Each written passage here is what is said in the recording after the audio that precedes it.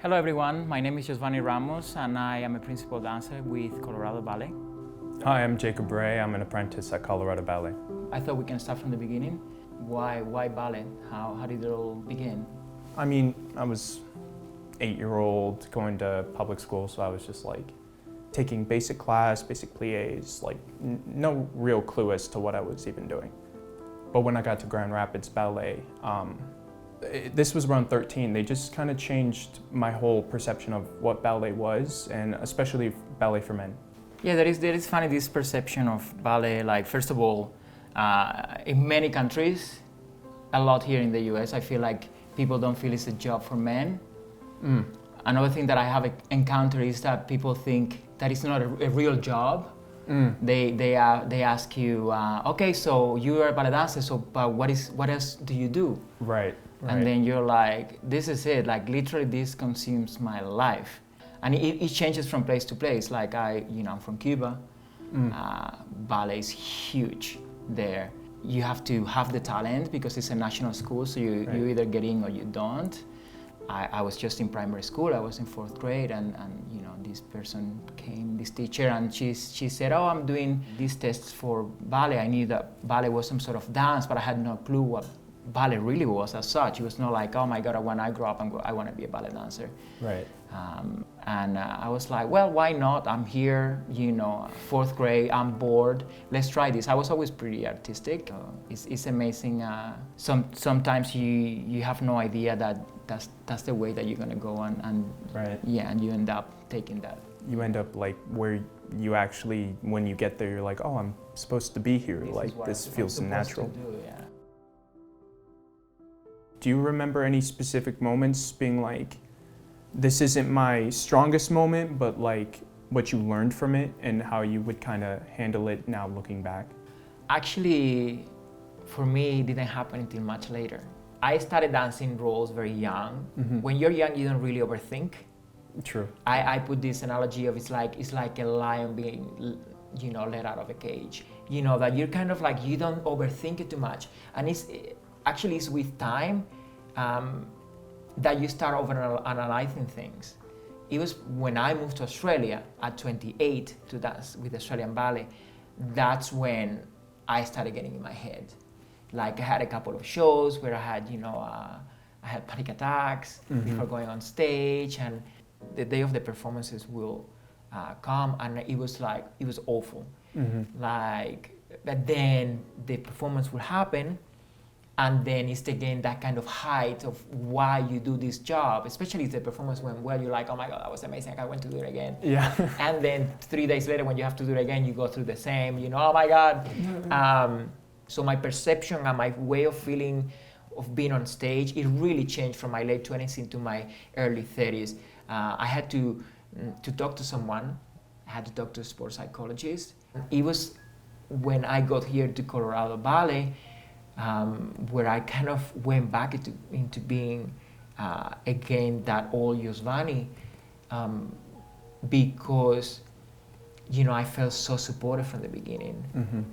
I have amazing friends at work. I have a really good relationship with Gil, the staff, everybody that works in the office, and the support behind you is so important. I try to be given and encouraging when I try to coach others or try to help other dancers that are younger than me, because I know how much that affected me in a sense. It literally hit me like a train, like all of a sudden, I was afraid of performance. So how about yourself? Like that first company class, I can't tell you how nervous I was. I'm sure. I never even took an audition class here, so my first day of class with you guys was like. Do you remember who was teaching? It was Maria? It was Gil. It was Gil. It was Gil. Oh wow. Gil and the whole company, and wow. But I remember it was like from that day and on, I just remember thinking to myself like, wow, these people are very supportive and they're the nicest people in the world that I've ever met. Backstage, instead of that stress, it was, hey man, we're gonna do great tonight. Like everyone's gonna do great tonight. Don't worry about it. I love it here. I love the company, I love the dancers, I love Denver. I mean, it hasn't always been easier. I have, had 2 big injuries in the last 3 years. I tore my Achilles, and then 2 years later I tore my meniscus. So I had, it's been like a roller coaster. But I've learned so much about my body, myself, my inner strength as well. I've always knew that I was strong. But when your career is on the line and you have an injury that is career threatening, you either make it or you break down. For me, there was, I cried for about 2 hours when it happened in the studio, when I landed from that jump and I tore my Achilles. And then I was like, okay, this happened to me. Stop feeling sorry for yourself. Right. Like, maybe this is a good thing. Maybe it's, and it actually was a good thing. And I feel it has made my career longer, to the fact that I'm 41 and I'm still dancing, because I had to learn so much about my body, not just the ballet side of it, but nutrition, strengthening, and things like that. So yeah, here I am, 6th season in this kind of difficult time that we're going through right now, with the whole COVID situation. I'm sure for you must be, I want to do like literally your first proper job now. And so how are you feeling about the whole thing? It almost kind of broke my heart when the season got canceled, but after the first few months, I started to really focus on my staying in shape, on physical health, mental health. And after a while, I started seeing it as like one of those rare opportunities where life just gives you a moment to kind of hit the reset button and kind of just... a bit of a reboot, yeah. It's giving me time to literally go back to basic and work on those things that sometimes maybe we don't have enough time to work with, because we get so busy during the season, with all the performances, rehearsals, etc., etc., etc. Right. But I've been a principal for 17 years now. I still have goals, so I want to hear from you, like, what's the dream?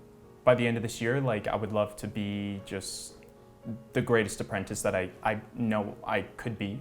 And I think that's where a lot of my best work has come from, just thinking, just be the best you can be today, every day. But speaking like long-term goals, when people ask me what I do for a living, I can look at them confidently and say, I am a professional dancer, I am a performer, I'm an actor. As long as it's artistic in its nature, that's the end goal. So you're interested in other things apart from dancing? Is that where absolutely. you like acting and yeah? I love performing. I love getting a role that's so different from myself and having to kind of almost change my mindset and become that person, so that when it's on stage or it's in front of a camera, it's authentic and people believe it and they feel it. And I think that's, going back to goals, that's my goal, is to just make people feel something. Okay. I want to ask you if there's any other roles that you haven't performed or that you loved performing so much you want to give it another shot, or... My favorite roles that I've danced, it would be Romeo in Romeo and Juliet and De Grieux in Manon. Absolutely love doing those two. And one ballet that is my dream to do that I have never done is Onegin. I mean, the story is incredible, and for me it's the most perfect ballet. So it's that one that is still there, that I'm like, gosh, I wonder if I will get to do it again. I would love to do Manon again. I did it with Australian Ballet, and it's one of those incredible roles.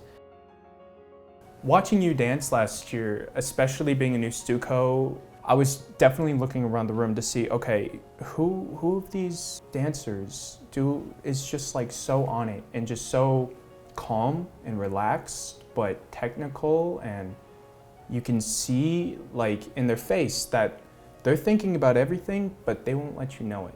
And I saw you and the way you were so helpful, and so even now with coronavirus and how we're taking classes now, the help you have given me and the guidance has just really changed my whole career, really. Like, I know it's soon to say, but... Thank you. Yeah, for the people that are watching this that they don't know, we've actually been training together for about a month, right? About a month, yeah. Yeah, we've been, since we couldn't have access to our studios, we've been renting another studio, and I've been to a small group of us. I've been teaching class every day, and then we've been training, and it's been great. I love teaching, I love coaching. So, and being a teacher, I started teaching very young. It actually, I do feel it has made me a better dancer, because you have to articulate how to do it, you know. And I love it. Really gives me such a high when I see like people getting it, Right. you know, which is amazing. And it's a thing that gives me, I mean, I'm gonna miss when eventually this dancing career is over. I'm gonna miss being on stage performing all these incredible roles, but it gives me that kind of, you know, happiness behind it, that I love coaching so much, and so I know that I will, once I move on into that next stage, I'm gonna love it as much, and I'm gonna probably live vicariously through the people that I will I will coach. Yeah. So yeah. So thank you for saying.